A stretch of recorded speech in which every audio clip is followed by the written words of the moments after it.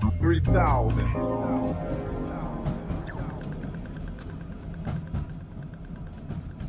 What is doing? My name's Maloney. This is the 3000 podcast. I'm joined today by Kayla Cartledge from our Songlines and our Survival Day. Kayla, thanks for coming. Thank you so much for having me. Did I get those names correct? You did. Okay, good. Because I don't even take notes and I've got to keep this stuff stored up here, so I got it right. Do you want to tell us, we'll talk about your story, but just tell us a little bit about our Songlines and our Survival Day, and then we'll jump into your story. Yeah, so our Songlines is a startup. It's all about making Aboriginal Torres Strait Islander culture accessible to those who want to experience it. Mm-hmm. So it firstly is about experiences and where to find local Aboriginal Torres Strait Islander information.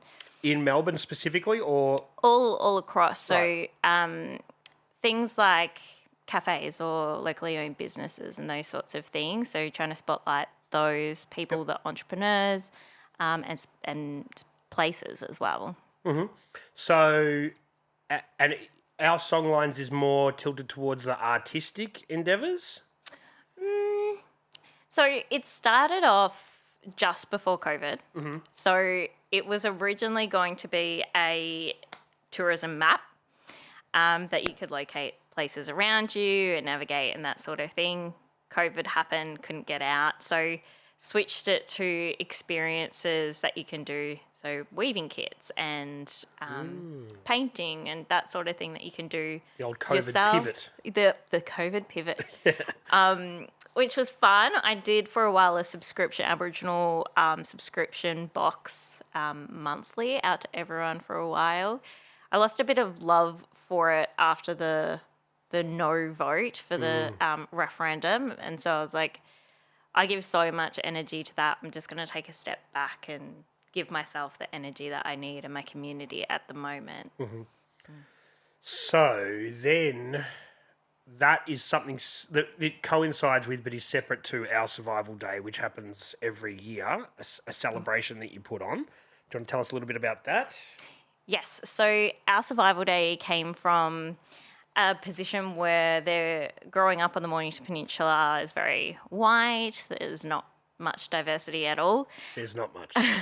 And being a Aboriginal kid down here was really tough to actually find things to do, especially on culturally sensitive days. We would go to the marches up in the city every year, which was really draining to go all the way there, do the big walk, come back. And then we would go to a friend's barbecue or something and be sitting in these spaces. We're like, are we mourning? Are we celebrating? It was a really confusing sort of space to be in. Yep. And I was in a position where I got made redundant at work. So I had a bunch of cash and I was like, why don't I try to create an alternative space? So you put your money where your mouth is. Yeah, Okay. pretty much. Get family and friends together and just like do a little barbecue. And then they ended up being 300 people at the first one, and we were like, "Oh, people want this. This is something that people need." And there was a lot of healing going on through it. So we've done it every year since. There you go. Exciting stuff. And we've got this one which will be coming up this Sunday. Yes. Okay, well, we'll get to that. Let's talk a little bit about your story, how you got to the Mornington Peninsula and what it was like for somebody like yourself growing up here. You said it was just not very culturally diverse and, you know, all these years later, it still really isn't. It's getting a little bit more diverse, but it's still very kind of white, isn't it? Yeah. So I was born in Darwin and I've got a really, really big family up there. So culture was everywhere. My family was everywhere. My community was everywhere. It was like very easy, very normal. Language was intertwined with English. It was, you know, just ease of access, basically. Yep. And then when I was 8, moved to Rosebud on the peninsula, and no one knew the words that I was speaking. Suddenly, there was no other Aboriginal kids apart from me and my sister at the school. It was You were at really Rosebud Primary? No, Eastbourne Primary. Eastbourne, okay. Yeah. That is a little bit culturally diverse. Is it there now? It's not there. It's all just... I'm not sure now. Now. Because they've got the community centre there now, I think. Yeah. Yeah. So you would imagine that there'd be more A little bit, popping off around there. But the thing is, like, even with like diverse people, there's still a real refusal down here for people to want to accept or celebrate or learn about other people's cultures. There's a lot of that. You're here, speak English, eat whatever food, you know what I mean? Sausages and bread. Yeah, there's like none of that. Oh my God, it's like, tell me about your culture. This sounds really interesting and exciting. I want to know about it. There's not that curiosity at all. Yeah. So it was a real culture shock for you. Oh yeah. Yeah, it was very strange to me. So deadly is a very common Aboriginal word, which means like really good, really cool, that sort of thing. And I remember being in primary school and seeing like a plant or something and picking it up and being like, oh, that's deadly. Like, look at that. And everyone like running from the thing that I using the literal meaning. They're like, what? So, yeah, okay. And so then this is the thing. You can't force stuff onto people. And if there isn't people of your culture here, well, they aren't here. You know what I mean? So I guess it's hard. You need to find, I guess you took it into your own hands and you raised your own awareness. I guess that's the mentality that you took. Yeah, well, we slowly started finding more and more mobs. So mob were always here, living here. It was just like whether or not there was a space for people to go to come together. And then suddenly like the gathering places popped up, which my mum was one of the people that helped create that space in Hastings, and then now one in Frankston. So just a place where people could come together. And slowly there's been more things popping up. But Bullock Arts is like an art space. There was a Aboriginal cafe. So lots of different places where people could just be and meet and stuff. Yeah. Yeah. And do you find that things are trending in the right direction, but it's happening very slowly? I don't know. I would have said yes before the vote, but people have used that as a license to be really racist, and it was extremely divisive for everybody, I think. I really think it was handled poorly. I think everyone can agree. And that, yeah. Yeah, it was such a strange thing. Like, you had allies voting no because they know someone who was also voting no and they thought it was representing something, and suddenly that means everyone doesn't want any Aboriginal culture, and so we're getting a lot of stuff like that, a lot of change in that space. It was really sort of obviously pushed through and rushed, but they didn't say what it actually was enough for people to understand it. Then you got all these people fear-mongering going, they're going to try and take our houses back off us. And you're like, what? That's good. You know what I mean? And then people get into these echo chambers where they believe what someone else is telling them, and then everyone's fucking confused. Yeah, and it's not illegal to lie. It's not illegal for politicians to lie. That's wild to me. I found out a lot about the system and the stuff that we allow the people we elect to do to us. Yep. It's wild to think that we would allow that. Yeah, and I think the political system sucks in general, but yeah. And I don't try not to get too political on this show because it's not really my place, but yeah, I don't have any faith in it. I really think, though, with the timing, I think after COVID, people didn't trust the government much. So that was just poorly timed as well. Would you agree? Yeah, I really don't know. I spent a lot of time like trying to like figure it out, like why on earth. Like, I based a lot of the work that I do. I did a lot of free work, a lot of like free cultural training, all of that sort of stuff, because I believed that people wanted the best. And then when that happened, I was like, oh, I need to take a step back here because I don't know if that is what people want, and I'm certainly not giving my time out for free anymore. So then that's takes the wind out of your sails a little bit, I guess. Yeah. I pulled back from like the subscription bags and stuff that I did. I honed in a lot of the things that I was doing. I was on a lot of boards and advisory committees and stuff, and I really honed that into the ones that I thought I wanted to give my time to. And so it was just a you were just disappointed in the public for the result, were you?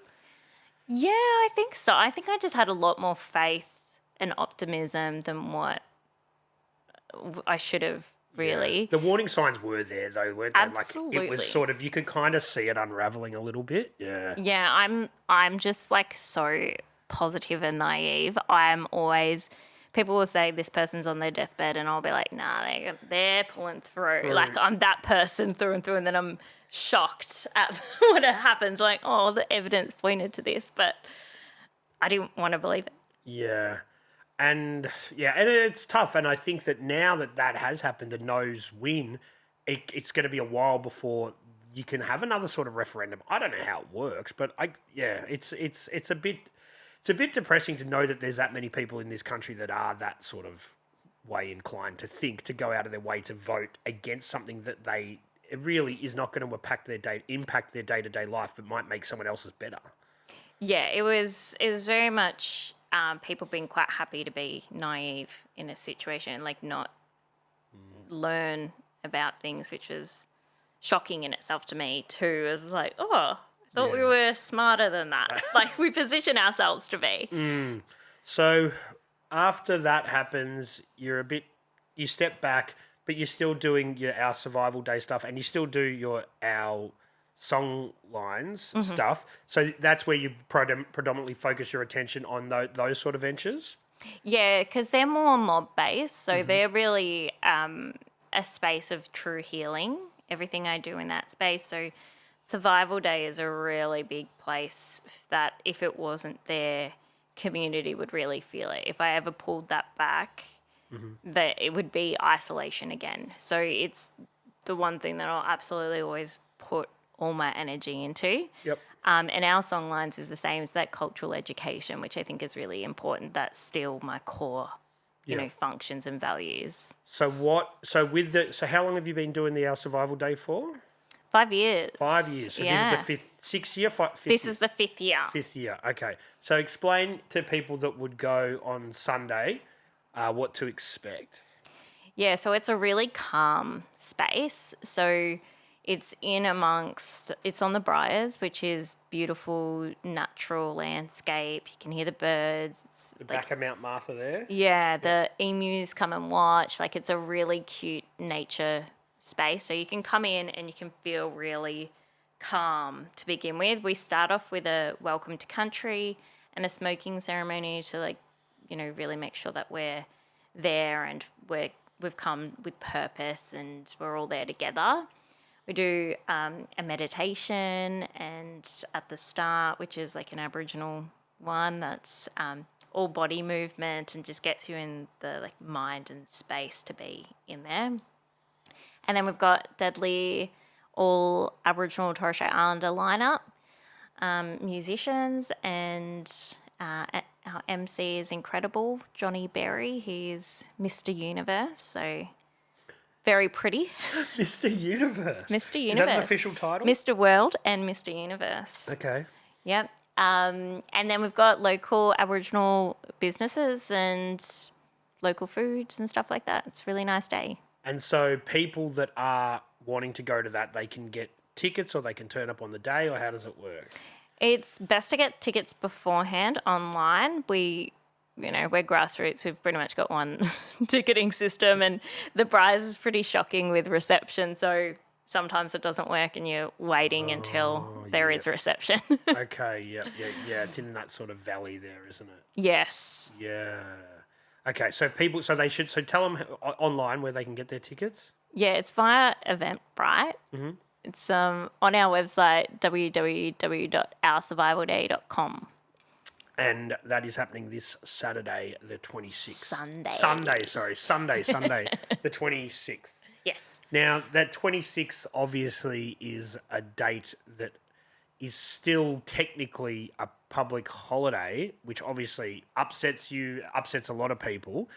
Do you think that Australia Day could exist on a different date? Do you think that having that public holiday in general is insensitive? What's your sort of thought process behind that?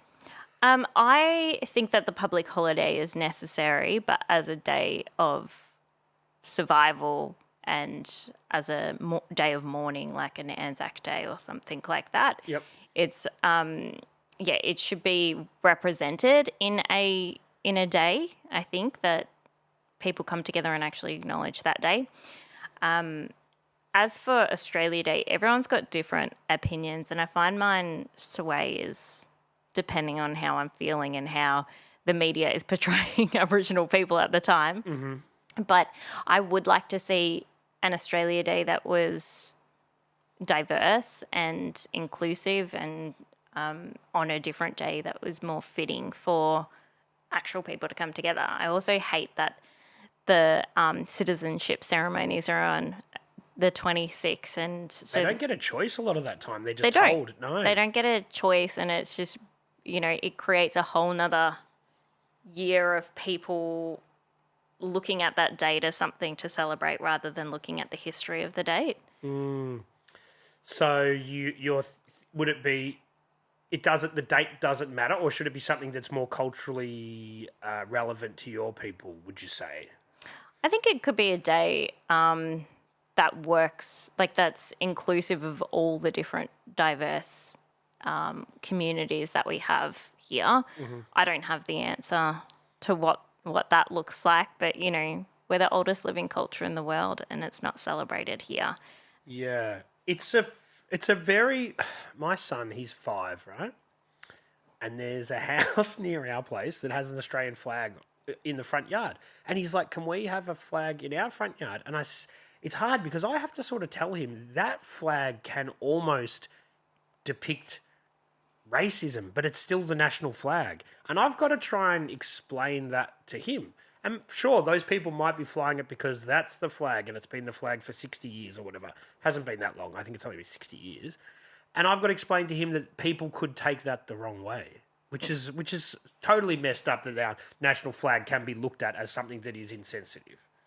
Yeah, that one's a real baffling one. I was at the Australian Open on First Nations Day, and there were people wearing, the Australian flag and stuff around them, and it was like, immediately triggered because I assume that someone's going to attack me if they have that, because that's usually the experience.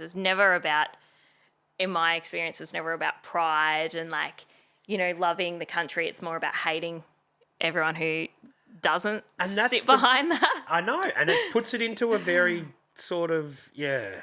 But how crazy is it that people associate that with racism and not patriotism, or the lines are kind of blurred, Yeah, it's an awful thing. I hope one day that it's, we can find something that's more fitting and more inclusive. Because I think yeah, that flag, they replaced the Union Jack, I think it was only in the 60s, and then I think Australia Day on the 26th only started in the 80s, I believe. So it hasn't been a tradition for that long. It started in the 90s. 90s, there you go. So unanimously, I think it was 94 or something like that. So it's younger than I am, the tradition that everyone holds to as, that's tradition. It's younger than me, so. Yeah, and things do change. Change happens, right? Australia used the British pound until, I think, the 60s.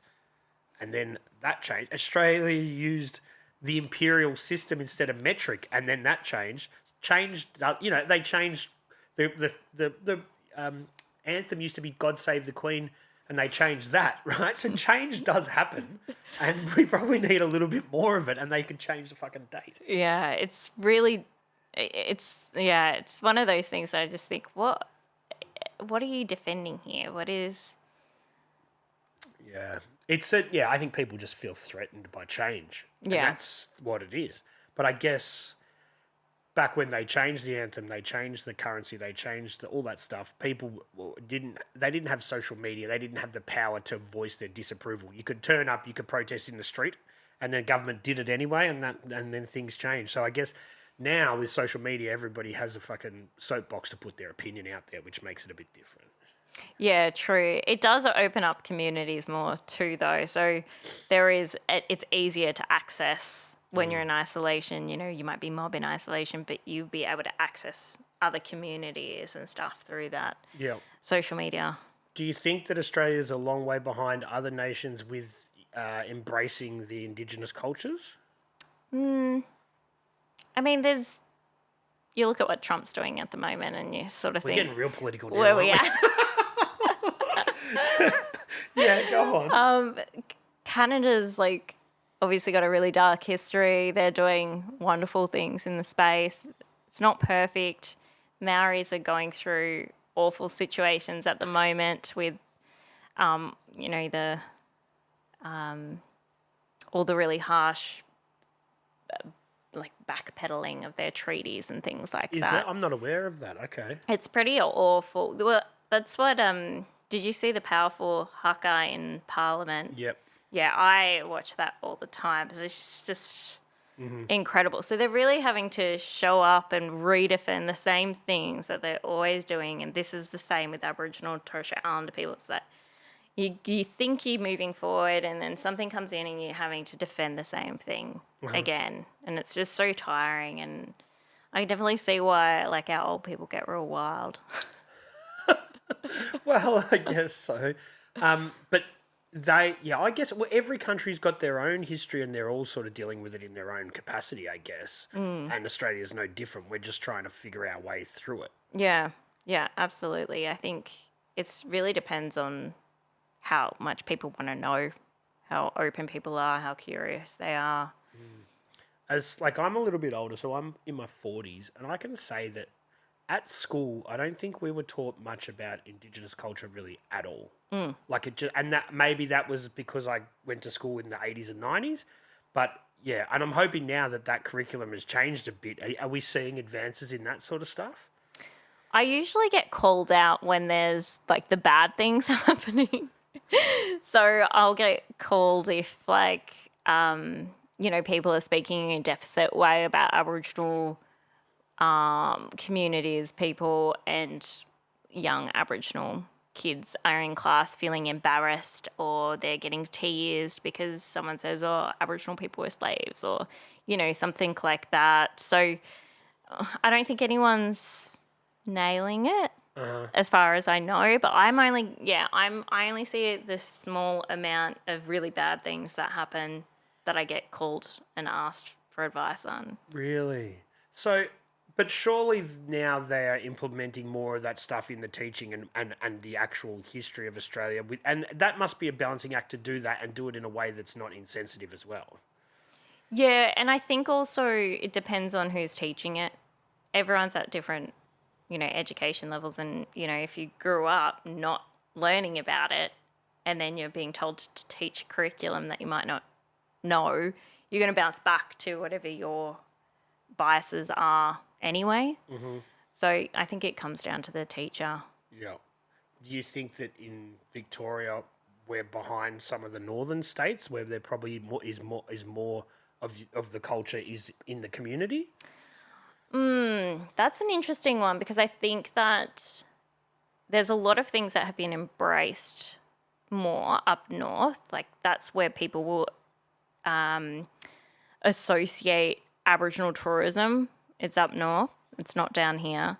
And does that annoy you because it's just as much down here? Yeah, that really annoys me. Okay. I'm from, my mob is Northern Territory, and I look at that and I see how much pride and stuff comes from that, and it really bothers me that it's not given to these mob down here to be able to highlight their culture on that national scale and attract tourism based on that stuff as well. So that really bothers me. Yep. So while we're on this topic, tell us some places where people can go and experience that culture, in Victoria.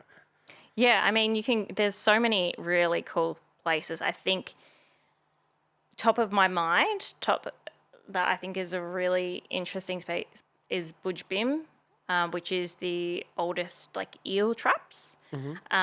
It's natural rock formations that have been there for thousands of years. Yep.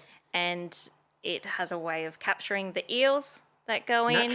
Naturally. And then it's only got a space for the small ones to swim out. Oh. So if they're not big enough, they'll be able to get out and, continue growing.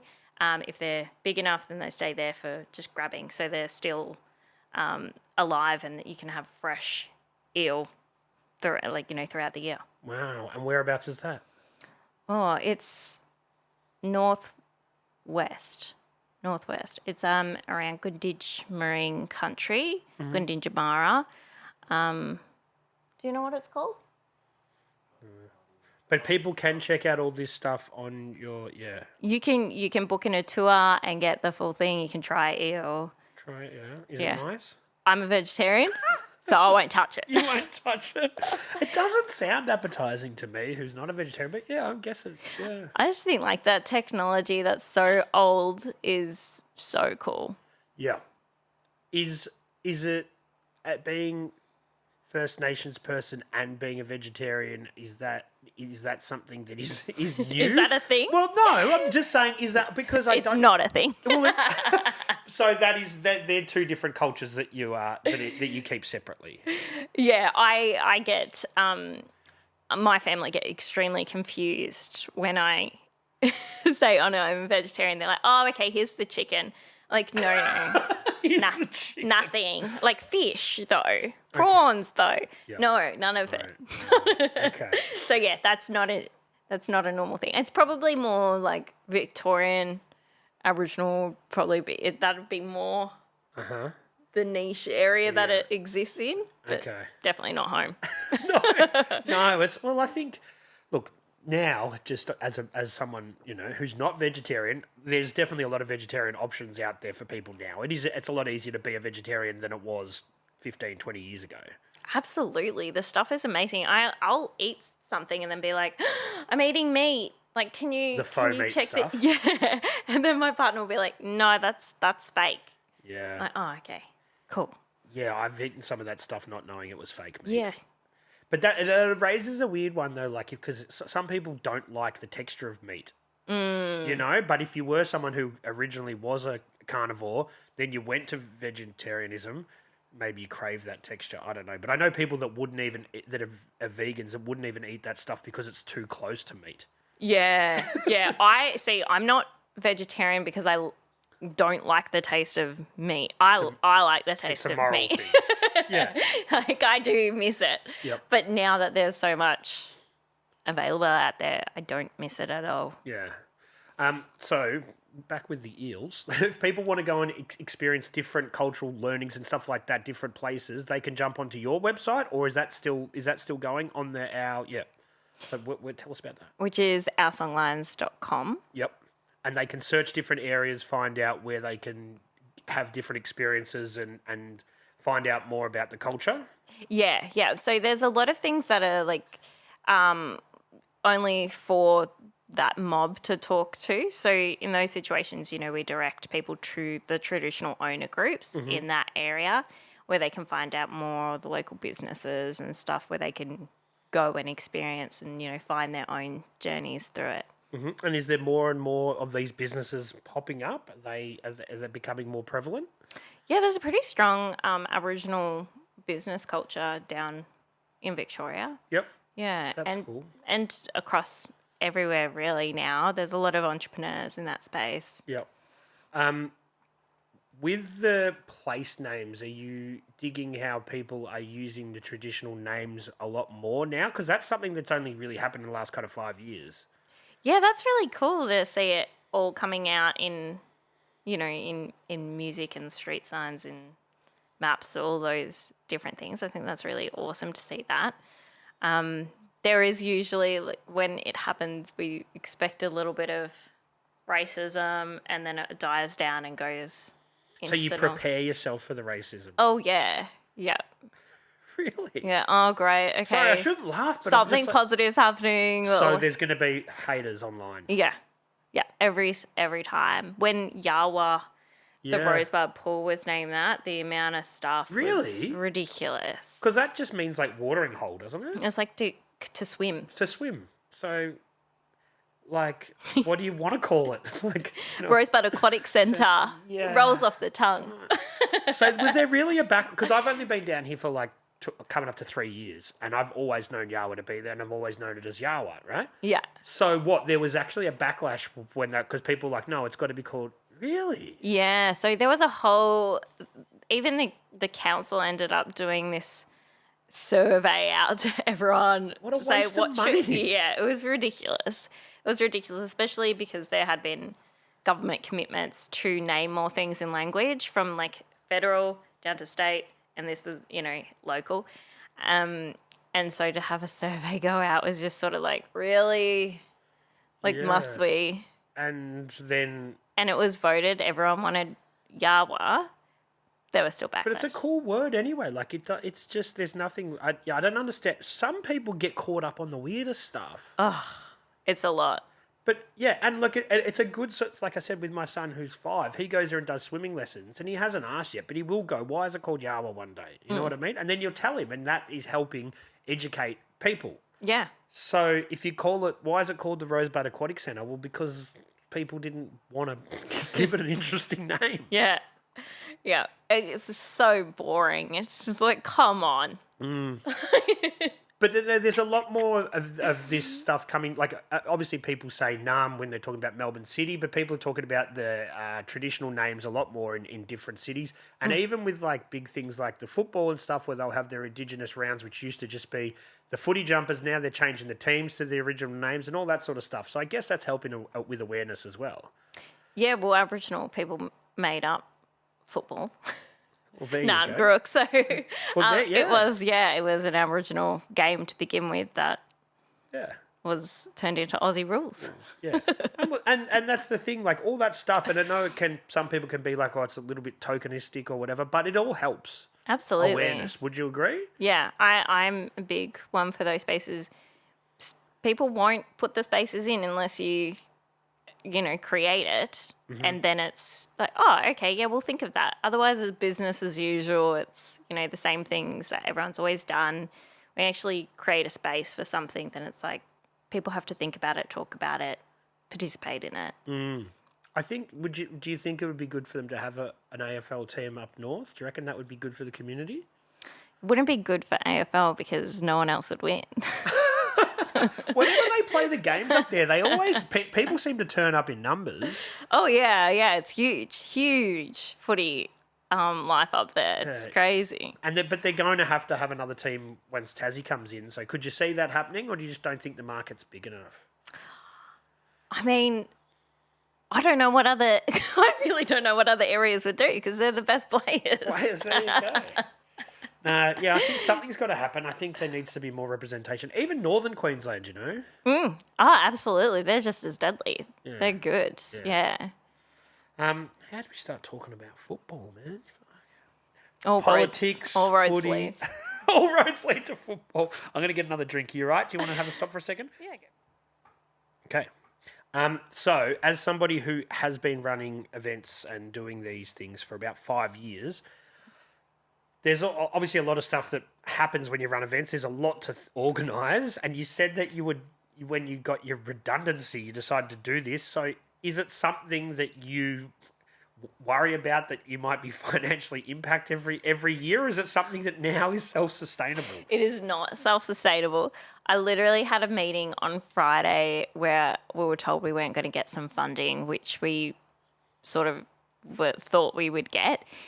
I was bawling my eyes out in that meeting, and I never do that. I was just devastated because I was like, I have to hustle really fucking hard now to try and figure this shit out. Yep. Otherwise, there's a lot of money coming out of my pocket. Yeah. Okay. And so could people reach out that might want to get involved with sponsorship or something like that? It's obviously pretty late this time of year. Yeah. But maybe for next year. Yeah, we have sponsorships, prospectus and stuff. A lot of Aboriginal business are the ones that donate to us. Yep. But yeah, we're definitely open for it. There's different perks and stuff that you get with your sponsorship. And yeah. So it'd be a good time now for people to reach out for Survival Day 2026. Yeah. Potentially, because it's by the time this comes out, you've only got a couple of days. Yeah, exactly. Yeah, no, 2026, definitely reach out, share in-kind contributions as well. We work with a lot of businesses that will contribute like their specialty and that sort of thing. So yeah. So the funding that fell through, that's disappointing. Was that a government thing? Was it a local thing? You No, don't want to put it no comment. No comment. Really? I'm still working with them on hopefully negotiating something. Yep. Until then, I will keep my lips sealed. Okay. And some of the, because it is a not-for-profit or you're doing it for yourself, are people that you do have to pay, are they, there's obviously volunteers involved, but there is, and can people get involved in doing volunteer stuff? Yeah, we have a huge volunteer community, which is awesome. We have people who turn up every time, who buy their tickets early, who will always make sure that we know that they've got our back, know. Yep.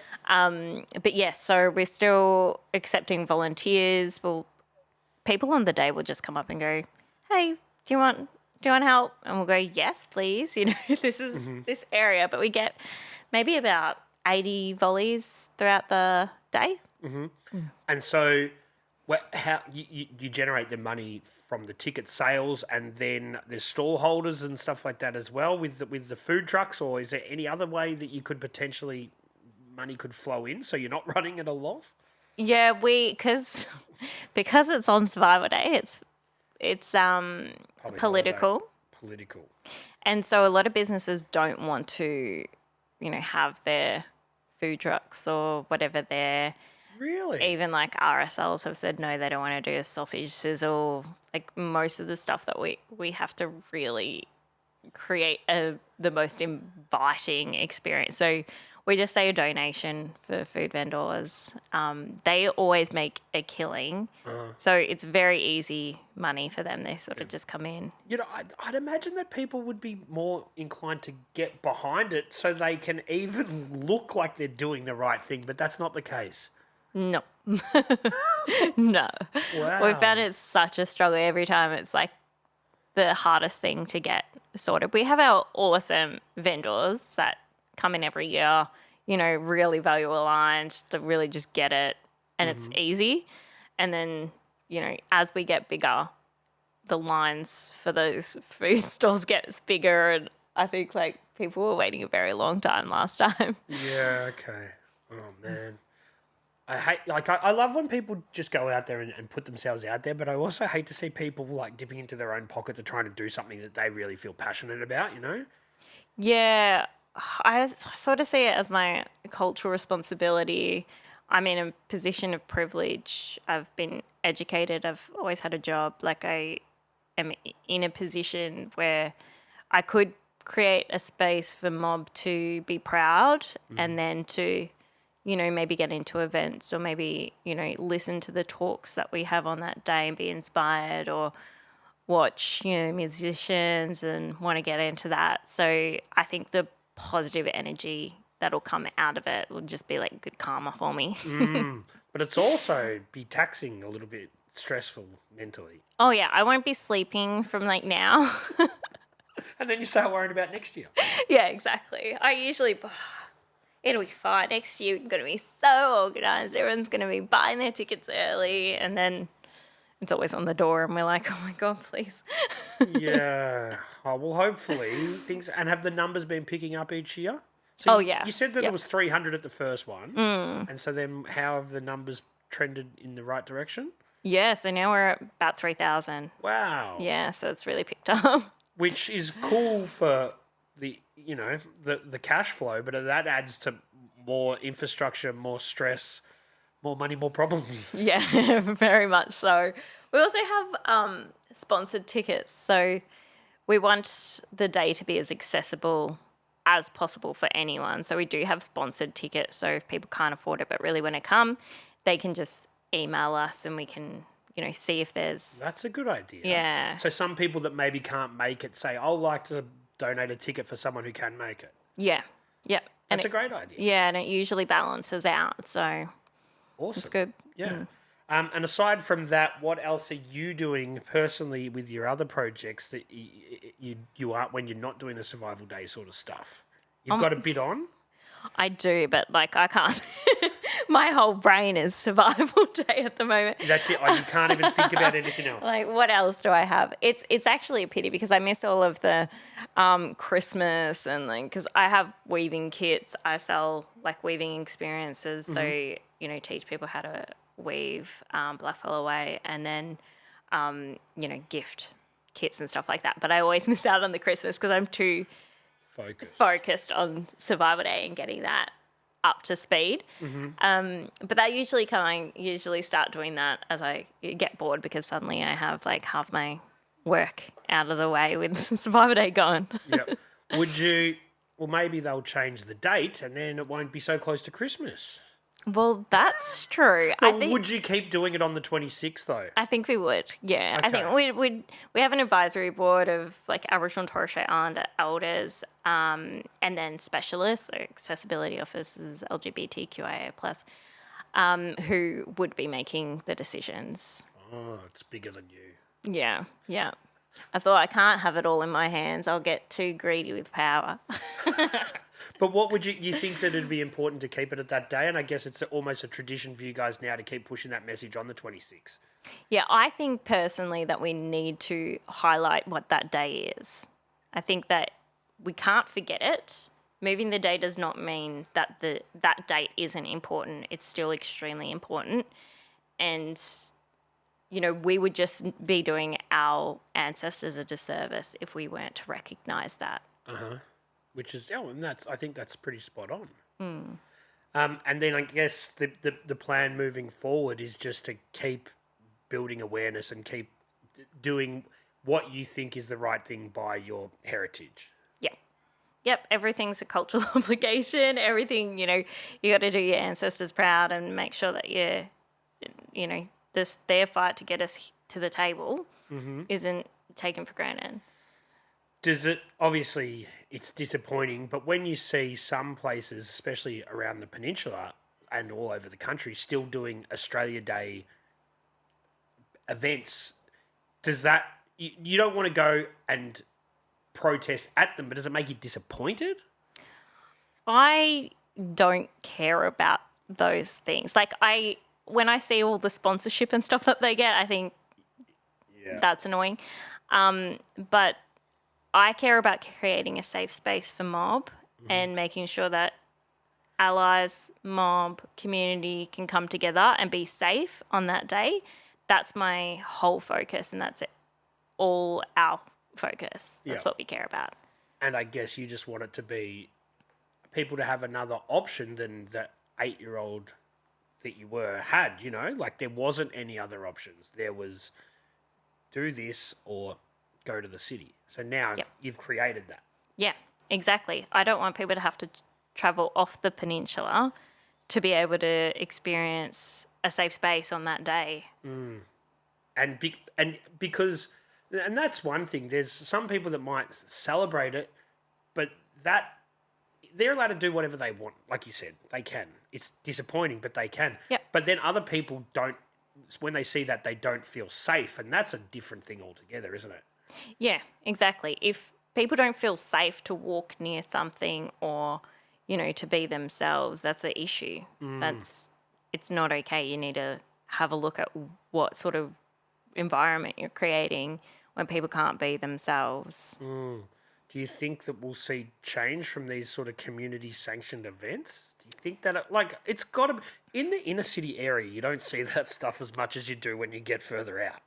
No, I haven't seen, one thing on it. Up in the city, I work in the city. I haven't seen anything on it. And then down here, it's everywhere. And people quite on social media sort of, you know, being, for lack of a better word, just flat out racist. Oh, yeah. Telling people that if they don't want to celebrate Australia Day the way that Australia Day should be, then they can leave and all this sort of stuff. Like, that is blatant racism. Yeah, I don't understand how people can be okay putting that out onto the internet. With their name and stuff. With their name. In these local groups. I saw it just yesterday. Yeah. They've always got, their kids in the pictures. I think, what on earth? What are you doing? It's crazy. It really is. Oh, yeah. And look, like I said, people are allowed to do whatever they want to do, and like it's disappointing, but at the same time, I'm not going to go yell at them, tell them that they shouldn't do that. You know what I mean? So let them do. People are grown ups; they're allowed to make their own decisions. That's how they choose to do it. That's how they choose to do it. I think if you want to celebrate it, or if you want to do something on the day, just do it in a tasteful, respectful way. Absolutely. Absolutely. I don't look at, Chinese New Year or something and go, oh, you shouldn't be doing that here. I get involved with it. I think it's really cool and interesting and I want to know more about it. Yep. Not different things don't have to be threats. And that's a very interesting point. Like Melbourne is a very, Victoria is a very culturally diverse place. And a lot of different cultures are celebrated more than others. When you mention that sort of Lunar New Year and that sort of thing, do you think that some cultures do get like a little bit more like support and that sort of thing? And then, yeah, I feel like they do. Yeah, we're going to have a talk this year in our yarning tent at Survival Day about how different an immigrant's perspective is if you're a white immigrant from England or, Ireland or anything like that versus an Asian immigrant, Yep. an Aboriginal traditional owner, like those experiences and how they're completely different and how it's all skin colour. Yeah. And the thing is, like, you can't judge people for their skin color. That's the epitome of racism. And people, they've come over here for a better life. That's what they're trying to find. So I guess it is like everybody just be a good person. You know what I mean? Just accept everybody. That's it. Yeah, it's as simple as that. It's not that hard. Yeah. People struggle with it though. It's one thing that will baffle me forever. Yeah, but I think we are getting a lot of different races, nationalities moving here now, like from all over the world, and some are doing a great job of accepting everyone else, and then some people just want to stay in their lane. You know what I mean? Which is not really what it's about. Everyone living together. That's the plan. Yeah.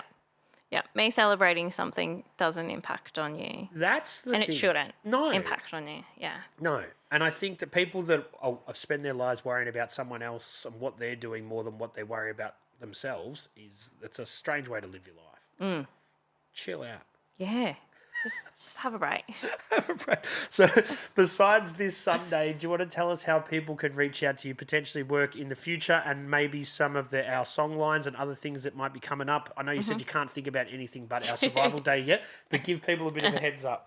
Yeah, so a lot of the work that we do is about honouring what our ancestors did, and a big part of that is caring for the earth. So we do like beach cleanup days, we do tree planting days. People ruin the beaches over summer here, don't they, man? They ruin it throughout the year.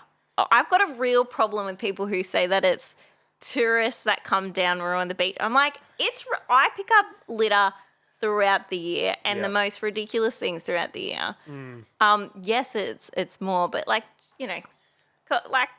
yeah. pick up in your own backyard before you start pointing the finger. Sure. Yeah, no, it is. But you do see, and I think that's a different story. But there isn't enough, rubbish bins and stuff to handle. Like you just see people that have tried to put their shit in the bin, and there's like a mound of stuff next to the bin. Like they need to have when there's an influx of people down here on those holiday periods, they need to have more waste removal ideas. Like facilities in general. Like where are the bubblers?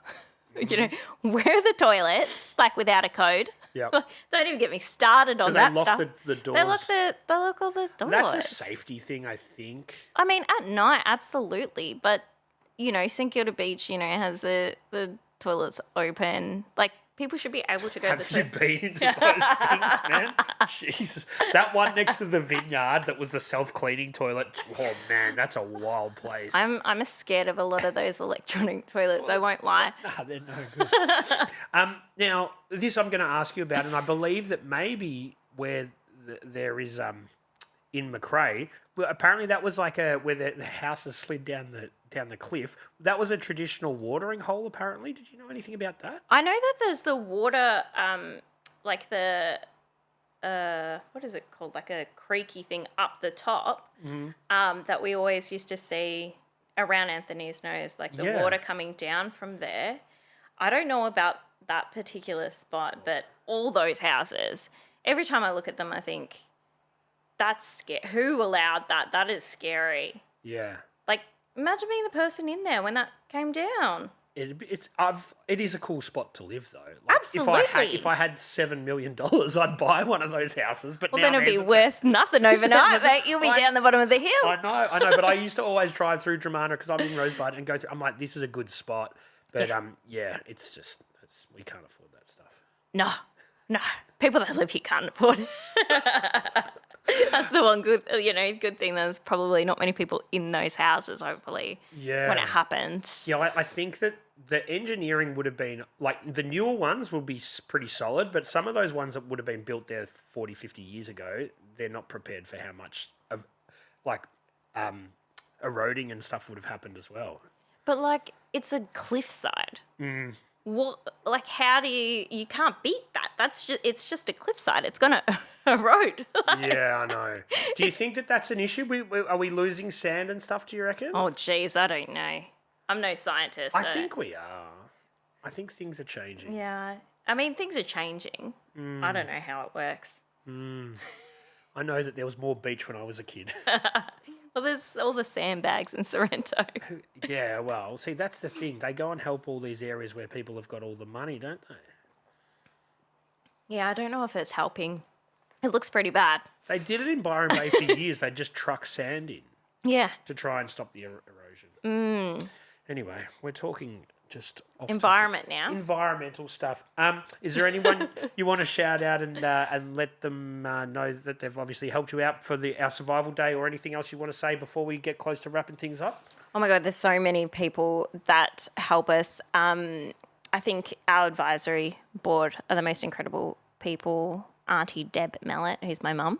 Okay. Erin Pennant, who is the director at William Cooper Institute at Monash Uni. She's Torres Strait Islander, incredible advocate, just an incredible human. Auntie Yvonne Luke, who is director of Ballock Arts, Elder, incredible person, and Faye, who is our accessibility LGBTQI plus community member, who's incredible as well. And one last time, who are the acts that they can see on Sunday?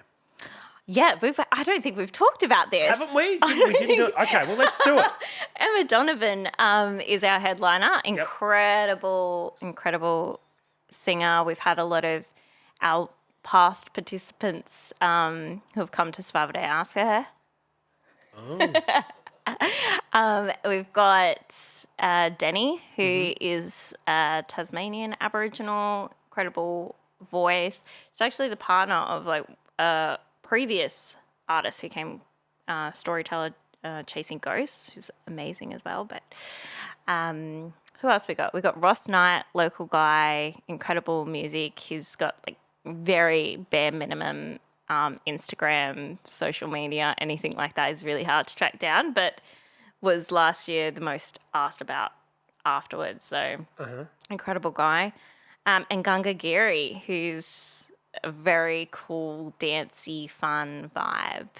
There you go. Yeah. So Sunday at the Briars. 12. Is that the traditional name? What is the actual traditional name there? I don't know if we know it. Okay. Yeah. So, this Sunday, the 26th at the Briars, our survival day. Get your tickets. If you can't go, buy a ticket for someone else. Yes. And support people who are trying to put a safe option out there for everybody to enjoy a day. Yeah, just to be together. Just to be together. Kayla, thanks for coming in. Thank you so much for having me. Cheers. Cheers.